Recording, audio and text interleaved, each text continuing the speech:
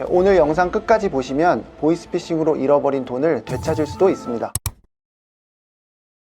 안녕하세요. 검사 출신 최용희 변호사입니다. 예전에는 보이스피싱 하면 납치, 신분 도용 이런 것들이 먼저 떠올랐는데 요즘은 그 수법이 갈수록 치밀해져서 보이스피싱인지조차도 모르고 당하는 경우가 너무 많습니다. 그래서 오늘은 보이스피싱을 당했을 때 소중한 내 돈 어떻게 하면 돌려받을 수 있는지에 대해서 말씀드리겠습니다. 변호사님 혹시 보이스피싱 전화 받아보신 적 있으세요?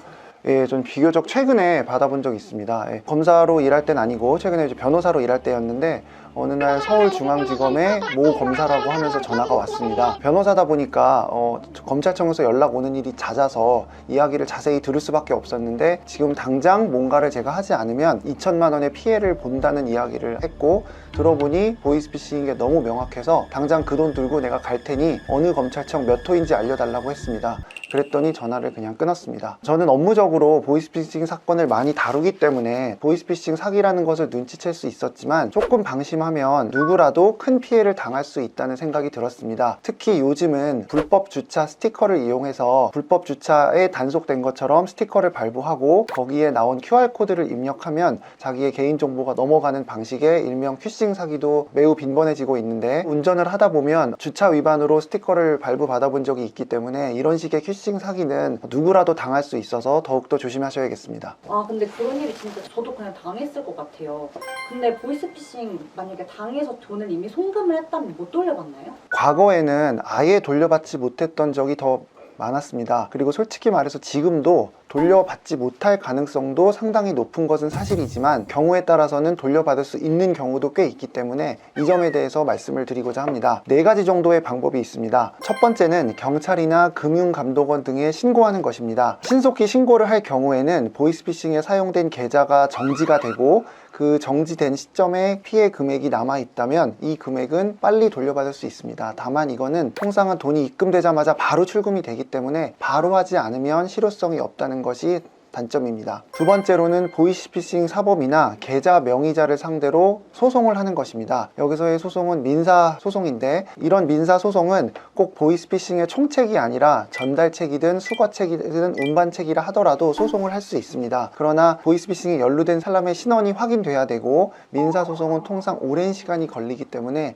이런 점들이 다소 아쉬운 점이 될 수 있습니다. 세 번째로는 배상명령 신청이라는 것이 있습니다. 보이스피싱의 피해자라면 이후에 가해자가 잡힌 경우에 소송이 어떻게 진행되고 있고 재판이 어떻게 되고 있는지에 대해서 알려줍니다. 이렇게 고지를 받는 것이 나의 권리인데 이때 보이스피싱 사범이 재판을 받고 있는 곳에 배상명령이라는 것을 신청하면 형사사건을 담당하는 판사가 민사사건에 대한 결정까지 함께 해줍니다. 따라서 민사소송은 통상 시간이 오래 걸리고 비용도 많이 들지만 배상명령 신청을 하면 비교적 신속한 형사사건에서 돈 문제까지 한 번에 해결할 수 있는 매우 큰 장점이 있습니다. 그러나 단점은 배상명령을 신청을 하는 법원은 형사사건을 담당하는 법원이기 때문에 민사 문제, 즉 돈 문제에 대해서 만약에 가해자가 다툰다면, 즉 나는 1억이 아니라 5천만 원밖에 못 줘 이런 식으로 다툰다면 배상명령 신청은 받아들여지지 않기 때문에 별도의 소송을 하셔야 된다는 단점도 있습니다. 마지막으로는 합의이고 이 부분이 가장 중요합니다. 별것 아니라고 생각할 수 있지만 이 합의는 보이스피싱 사건에서는 피해자들이 피해를 조금이라도 회복하는 데 있어서 그나마 매우 실효성이 있는 수단입니다. 보이스피싱 사범들에 대한 처벌이 점점 중해지고 보이스피싱 사범들은 도망할 가능성이 매우 높기 때문에 구속수사가 이루어지는 경우가 매우 많습니다.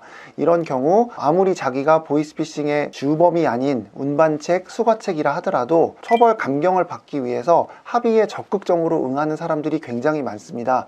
이런 경우 변호인을 통해서 그리고 수사관을 통해서 보이스피싱 사범들과 적극적으로 합의할 수 있습니다. 보이스피싱 피해자가 너무 많기 때문에 이런 경우에 경찰에서는 알아서 피해자들에게 먼저 연락해서 가해자가 잡혔으니 합의를 하세요라고 절대 알려주지 않습니다. 합의에 관여하는 것은 경찰의 의무가 아닐 뿐더러 피해자가 너무 많기 때문에 모두에게 그렇게 할 수도 없습니다. 따라서 현실적으로는 합의를 하기 위해서 적극적으로 나서는 사람들에게 가해자가 누구인지 알려주고 합의를 하도록 연락처를 알려주는 경우가 많습니다. 이런 경우 가급적 변호인을 통해서 보이스피싱 사범이 누구인지 수사관에게 문의해서 합의를 하시기를 추천드립니다. 수사 과정은 비공개이기 때문에 수사관님들에 따라서는 자세한 얘기를 해주지 않을 수도 있습니다. 따라서 법률 전문가의 도움을 받아서 가급적 합의를 하실 수 있도록 하셨으면 좋겠습니다. 보이스피싱에 당했을 때 돈을 돌려받을 수 있는 방법 몇 가지에 대해서 말씀을 드렸습니다. 그러나 이 외에도 다른 방법들이 있을 수 있고 이 많은 방법 중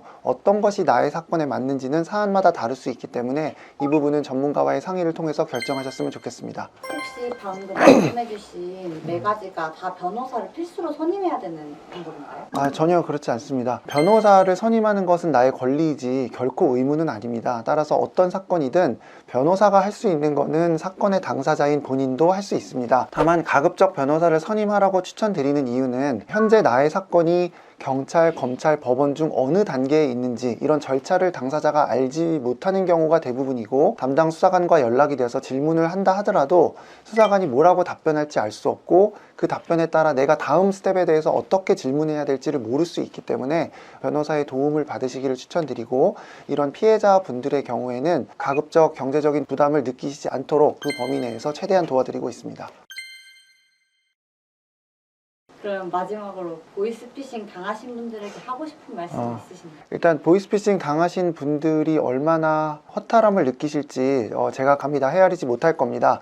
다만 대부분의 보이스피싱에 당한 분들은 전 재산을 잃어버린 경우가 많으시고 또 비교적 세상 물정을 좀 모르다 보니 순진하게 당하시는 경우가 많아서 굉장히 안타까운 마음이 듭니다. 보이스피싱의 피해를 보신 분들이 아마도 가장 원하는 거는 나쁜 놈 처벌받는 것도 있겠지만 잃어버린 내 돈을 돌려받는 것일 것입니다.